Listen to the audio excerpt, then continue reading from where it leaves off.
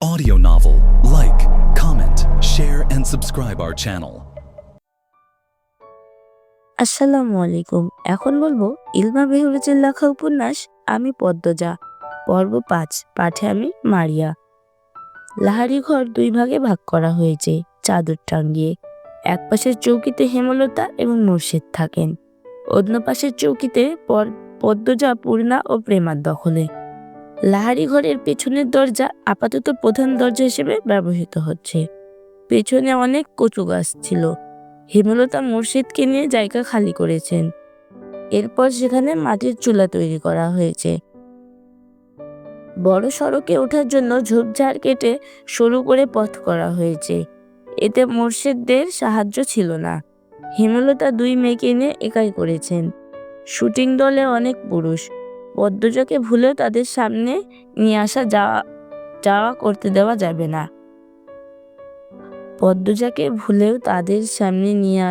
করতে দেওয়া যাবে না। হেমলতা মাঝে মধ্যে ইচ্ছে করে পদ্মজার মুখ পুড়িয়ে দিতে। পরক্ষণে নিজের ওপর ঘৃণা চলে আসে। কি করে নিজের মেয়ের প্রতি এমন মনোভাব আসতে পারে? অথচ পদ্মজার হাতে সূচ ফুটলে হেমলতার মনে হয় নিজের শরীরে আঘাত লেগেছে। কি জন্য এত টান পদ্মজার প্রতি?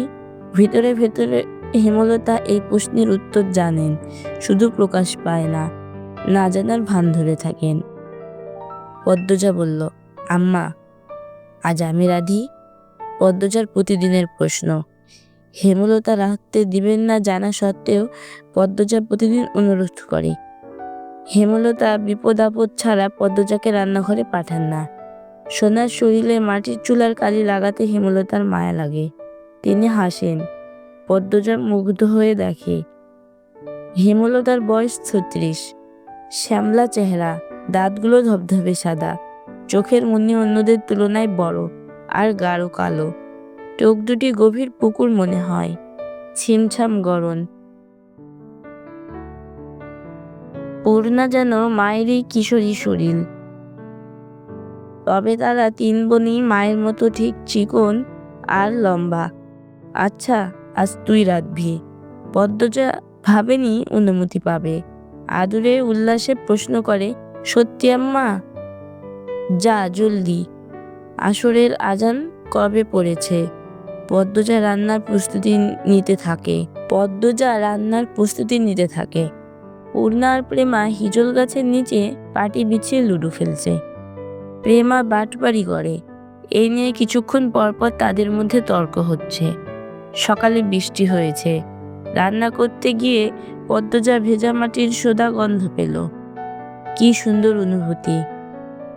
মোর্শেদ পদ্মজাকে রাঁধতে দেখে কপাল কুঁচকে ফেললেন।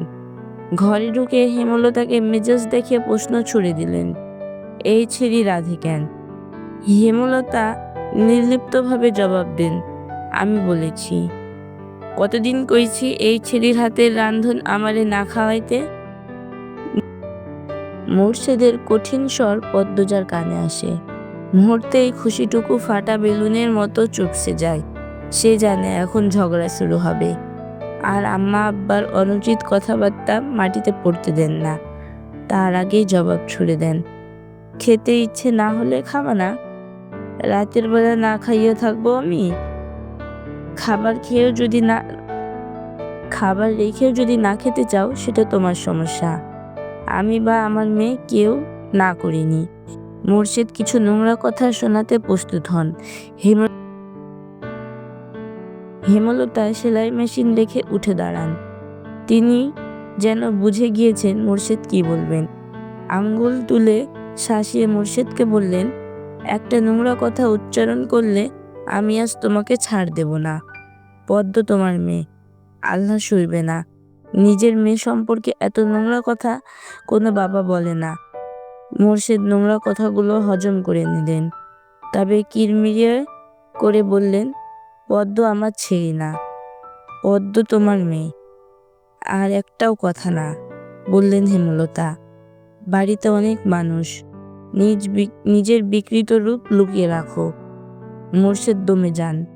চৌকিতে বসে বড় করে নিঃশ্বাস ছাড়েন। চোখের দৃষ্টি অস্থির। পদ্মজার জন্মের পর থেকে হেমলতার রূপ পাল্টে গেছে। কিছুতেই এই নারীর সাথে পারা যায় না। অথচ এক সময় কত মেরেছেন হেমলতাকে। হেমলতার পিঠে, উরুতে, ঘাড়ে এখনো মারের দাগ আছে। সময় কোন জাদু বলে হেমলতাকে পাল্টে দিল, জানা নেই মুর্শিদের। রাতের একটা শুট করে সবাই বিশ্রাম নিচ্ছিল। চিত্রা তখন কথায় কথায় জানালো, লাহারি ঘরে গিয়েছিলাম। মগা যে মেয়েটার কথা বলেছিল তাকে দেখতে। চিত্রার কথায় লিখন আগ্রহ পেল না। চিত্রা কখনো কোনো মেয়ের প্রশংসা করে না। খুঁত খুঁজে বের করতে ভালো জানে। নিজেকে খুঁতহীন সেরা সুন্দরী মনে করে। মেয়েটার নাম পদ্মজা। পুরো নাম জানি কি মগা? চিত্রা মগার সাথে কথা বললেন। মগা খুব লজ্জা পায়। থেকে সেলিনা পারভিন প্রশ্ন করলেন, কি নিয়ে আলাপ হচ্ছে? সেলিনা পারভিন চলমান চলচ্চিত্রে চিত্রার মায়ের অভিনয় করছেন। চিত্রা বলল, এই বাড়ির মালিক যিনি, ওনার বড় মেয়ের কথা বলছি। এমন সুন্দর মুখ আমি দুটি দেখিনি। মেয়েটার মুখ দেখলেই বুকের ভেতর নিকষিত বিশুদ্ধ ভালো লাগার জন্ম হবে। এতে শ্রী ভগবান দিয়েছেন মেয়েটাকে। লিখন সহ উপস্থিত সবাই অবাক হলো। চিত্রার মুখে কোনো মেয়ের প্রশংসা? অবিশ্বাস্য। সবাই অবাক হয়ে তাকাতে দেখে চিত্রা বিব্রত বোধ করলো। গলার জোর বাড়িয়ে বলল, সত্যি বলছি, সন্ন্যাসী ছাড়া কোনো পুরুষ এই মেয়েকে দেখে উপেক্ষা করতে পারবে না। পদ্মজাকে নিয়ে বেশ খানিক আলোচনা চলল। আগ্রহ বেশি লিখনের ছিল। যখন শুনল পদ্মজা 16 বছরের, সে দমে গেল। ছোট মেয়ে। হয়তো এমন বয়সী বেশিরভাগ মেয়েরা স্বামীর ঘরে থাকে। তবুও লিখনের পদ্মজাকে খুব ছোট মনে হচ্ছে। তার একটা বোন আছে 16 বছরের। এখনো 2 বেনি করে স্কুলে যায়। কত ছোট দেখতে। লিখন আনমনে হেসে উঠল। হিজল গাছের নিচে দাঁড়িয়ে আছে পদ্মজা, রাতের জোনাকি পোকার চারদিকে। পদ্মজা প্রায় রাতে মুগ্ধ হয়ে দেখে জোনাকি পোকাদের। মনে হয় দল বেঁধে হারিকেন নিয়ে নাচছে তারা। তবে এই মুহূর্তে এই সৌন্দর্য পদ্মজার মনে ঢুকতে পারছে না। পদ্মজা ঠোঁট কামড়ে কাঁদছে, চোখ দুটো জ্বলছে খুব। মোর্শেদ রান্না খারাপ হওয়ার অজুহাতে থালা ভর্তি ভাত তরকারি ছুঁড়ে ফেলেছে পদ্মজার মুখে। চোখে ঝোল পড়ছে। তা নিয়ে হেমলতার সে কি রাগ? মোর্শেদ অবশ্য চুপ ছিলেন। তিনি তো রাগ মিটিয়ে ফেলেছেন, আর তর্ক করে কি হবে? হেমলতা বললেন, পদ্মজা তাকালো। হেমলতা ভেজা কণ্ঠে প্রশ্ন করলেন, খুব জ্বলছে রে মা? পদ্মজা জবাব দিতে পারল না। ঠোঁট ভেঙে কেঁদে উঠল। মা ছাড়া পৃথিবীতে আর কেউ নেই তার। মায়ের আদর ছাড়া কারো আদর পাওয়া হয়নি। সবাই তার দোষ খুঁজে। হেমলতার বুক চিরে দীর্ঘশ্বাস বেরোল। পদ্মজার হিচকি কাণ্ড নেই। ছোট থেকেই কাঁদছে। তবুও জল ফুরোয় না, মন শক্ত হয় না। এমন হলে তো চলবে না। পদ্মজার কান্নার বেগ বাড়ল। হেমলতার সদ্য কাটা বড় গাছের বাকি অংশে বসলেন। চুপ করে পদ্মজার ফোঁপানো শুনছেন। পদ্মজা শান্ত হয়ে মায়ের পাশে বসলো। তার মাথা নত। হেমলতা উদাস গলায় বললেন, এভাবে চলবে না। পদ্মজা তাকালো। হেমলতা বললেন, শোন পদ্ম, কেউ আঘাত করলে কাঁদতে নেই। কারণ মানুষ আঘাত করে কাঁদানোর জন্য। আর যখন উদ্দেশ্য সফল হয় তখন তার শান্তি পায়। যে আঘাত করলো তাকে কেন শান্তি দিবি? শক্ত থাকবি, বুঝিয়ে দিবি তুই এত দুর্বল নয়। যারে তারে পাত্তা দিস না। হাজার কষ্টেও কাঁদবি না। কান্না সাময়িক সময়ের জন্য হালকা করে, পুরোপুরি নয়। যে তোকে আঘাত করবে তাকে তুই তোর চাল চলন দিয়ে ছিন্ন ভিন্ন করে দিবি, হবে না। তখন তার মুখটা দেখে তোর যে শান্তিটা হবে সেটা কান্না করার পর হবে না। এই শান্তি স্থায়ী। হেমলতার কথা শুনে তার কথা পদ্মজার উপর প্রভাব ফেলল না। সে করুণ স্বরে বলল, কিন্তু আব্বার ব্যবহার আমার সহ্য হয় না আম্মা। আমার সাথে কেন এমন করে আব্বা? তাকে কখনো সামনাসামনি আব্বা ডাকার সুযোগ পেয়েছিস?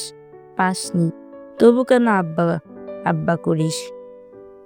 তবুও কেন আব্বা আব্বা করিস? তাকে তুই পাত্তা দিবি না। তুমি খুব কঠিন আম্মা, তোকেও হতে হবে। আব্বা কেন এমন করে আম্মা? আমি কি আব্বার মেয়ে না? আব্বা কেন বারবার বলে আমি তার মেয়ে না? হেমলতার চোখ সরিয়ে নেন। পদ্মজা জানে এই জবাব সে পাবে না। দাঁত চেপে কান্না আটকানোর চেষ্টা করে। হেমলতা এক হাত পদ্মজার মাথায় রাখেন। কাঁদিস না আর। মায়ের রং না হয় পাসনি, মায়ের মতো শক্ত হওয়া তো চেষ্টা করতেই পারিস।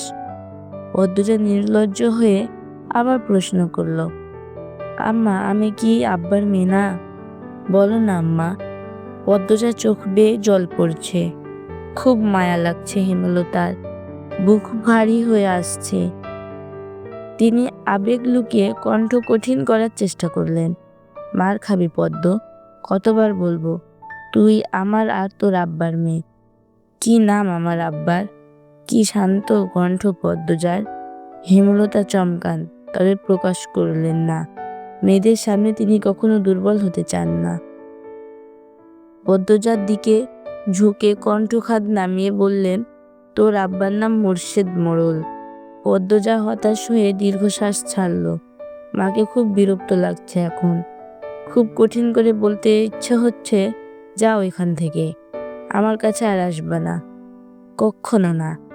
কিন্তু সে এমন ব্যবহার বাস্তবে কখনো পারবে না, কখনো না। রাতের বাতাস ভেসে আসছে, হাসনাহেনা ফুলের ঘ্রাণ, আকাশে থালার মতো চাঁদ, ঝিরিঝিরি মোলায়েম বাতাস চারদিকে। পদ্মজার চোখের জল শুকিয়ে একসময় নিঃশব্দতা কাটিয়ে এক অসহায় কণ্ঠ ভেসে আসলো। মায়েরা তাদের জীবনে গোপন গল্প সন্তানদের বলতে পারে না পদ্ম। পদ্মজা তাকালো। হেমলতা রূপে মানায় না।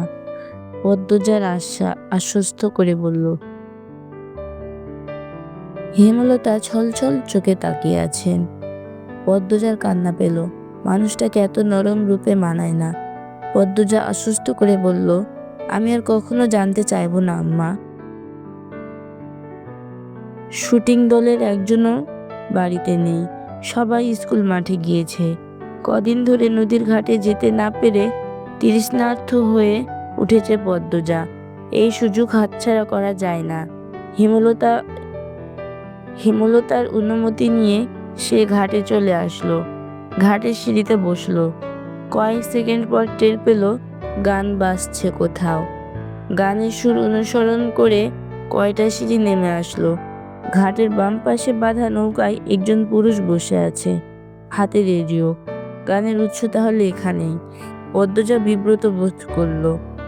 উল্টো দিকে ব্যস্ত পায়ে লাহারি ঘরে চলে আসে।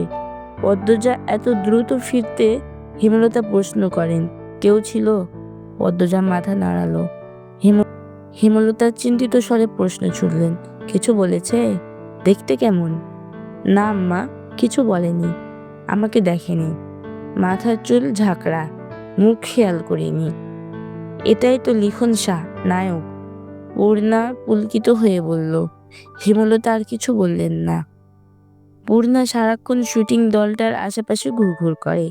হেমলতা বিরক্ত হয়ে পূর্ণাকে কড়া নিষেধ দিয়েছেন আর না যেতে।